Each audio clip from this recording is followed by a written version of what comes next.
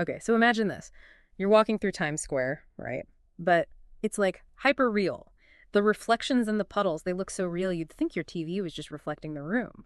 That's the kind of crazy visual fidelity the PS5 Pro is promising. But is this really the next big leap for gaming? Or is it just like a hype hurricane? Yeah. You know, you send over some articles about it, one from IGN that's like a deep dive into the tech specs, and then one from Tom's Guide that's more of a should I buy it or skip it kind of thing. So, two different takes, one seriously hot topic. Ready to dive in. Yeah, definitely. And I think what's so interesting here is this isn't just Sony launching a new console. It's like they're making a statement about where they see the future of gaming going. Yeah. And that future, it's graphically intense. Oh, absolutely. And I think that's where IGN's breakdown of the PS5 Pro's GPU really grabs your attention, you know? They're not messing around. It's a 67% increase in compute units compared to the base PS5. Wow. Yeah, that is a significant jump. To put that in perspective, IGN actually compares it to a standalone PC graphics card, the AMD Radeon RX 6800, which is a beast, by the way, capable of handling some really demanding games at 4K resolution all on its own. Right. And I think that comparison is important for a couple of reasons. First, it shows you just how serious Sony is about, like, pushing the limits of what a console can do. And second, it gives us a good idea of what to expect, right? Games with crazy detail, insane realism, lifelike lighting and shadows, the works, all running smoothly. Okay, so we've established more compute units means more power. But, like, what does that actually mean when you're, say, swinging through a city in Spider-Man? So think of it this way. Each compute unit is basically like an artist working on this huge detailed painting. The more artists you have, the more detail you can add, the more intricate the brushstrokes can be, and the faster you can finish the entire painting. So in the gaming world, that translates to those richer environments, more realistic lighting and shadows, smoother frame rates, especially at those higher resolutions like 4K.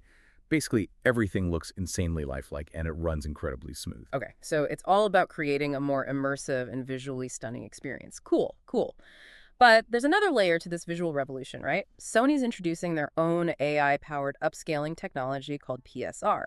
And this is where I geek out a little bit. We've seen what NVIDIA's DLSS and AMD's FSR can do on PCs, and they're seriously impressive. Like, taking games that would normally chug at higher resolutions and making them both buttery smooth and visually stunning. Yeah, definitely. Although that's an important distinction to make. You brought up DLSS and FSR, which are both fantastic upscaling technologies. But the key difference here is that Sony's PSSR is bespoke, meaning it's designed specifically for their hardware.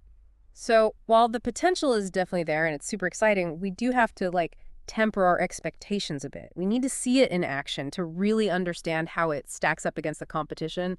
You know, no promises until we see it for ourselves. Exactly.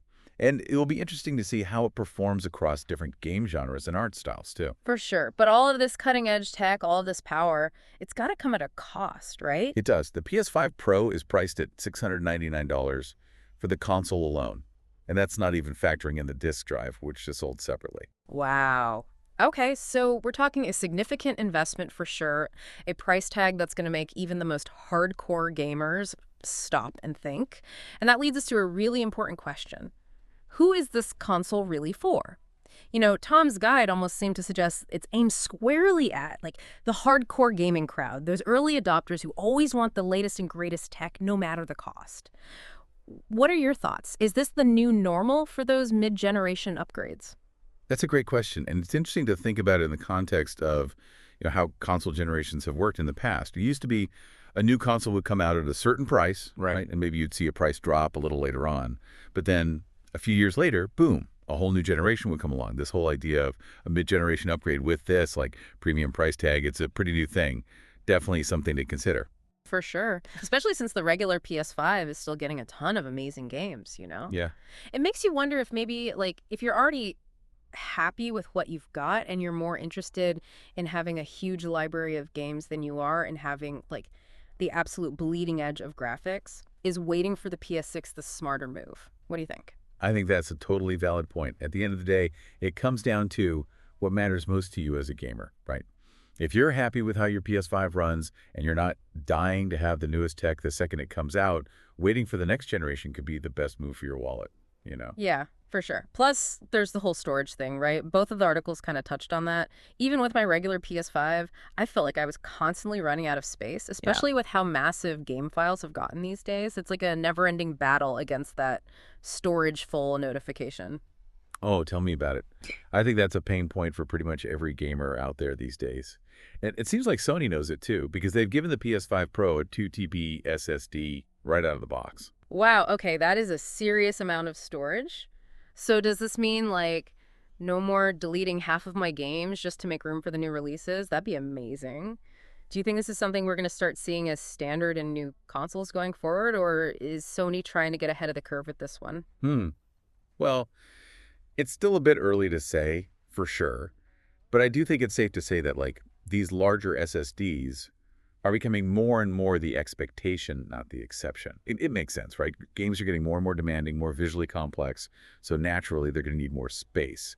I think Sony is definitely acknowledging that trend with this upgrade. Yeah, that makes sense. Okay, so it sounds like the PS5 Pro is bringing some serious stuff to the table, right? We've got raw graphical power, we've got AI-powered upscaling, and a ton of storage.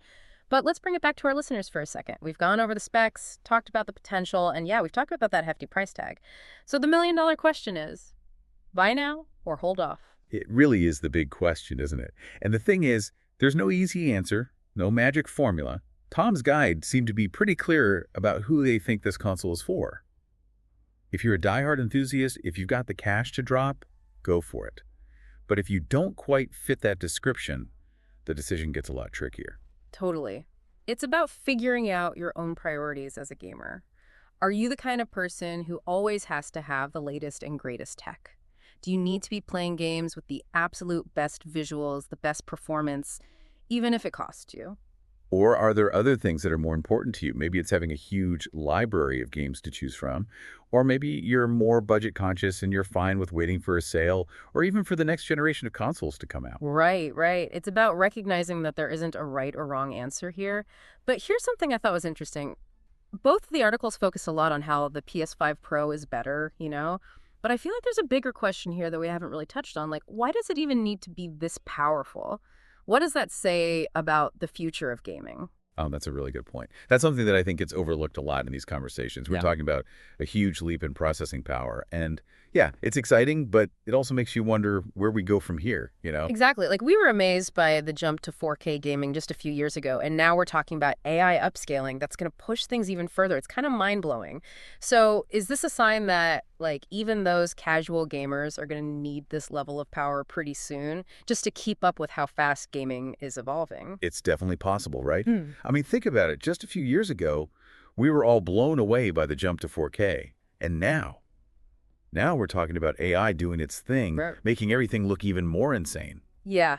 It almost feels like that line between what we think of as like hardcore PC gaming and what consoles can do is getting blurrier and blurrier with each new release. Totally. And that's a really interesting thing to think about because, like, will there be a point where it's just too much? Where you need such a powerful, expensive setup that it prices some people out? Or will developers figure out ways to make these incredible games that can still run on, a wider range of hardware? It's a tough one for sure. But hey, that's technology for you, right? Always pushing the boundaries, always something new to explore.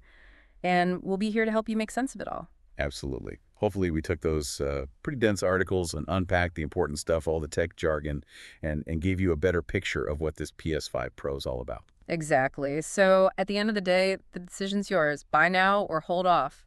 Are you diving headfirst into the next level of console gaming, or are you going to be the one who's like, nah, I'm good. I'll wait and see what the future holds? Hey, no judgment here either way. It's an exciting time to be a gamer, that's for sure. Couldn't agree more.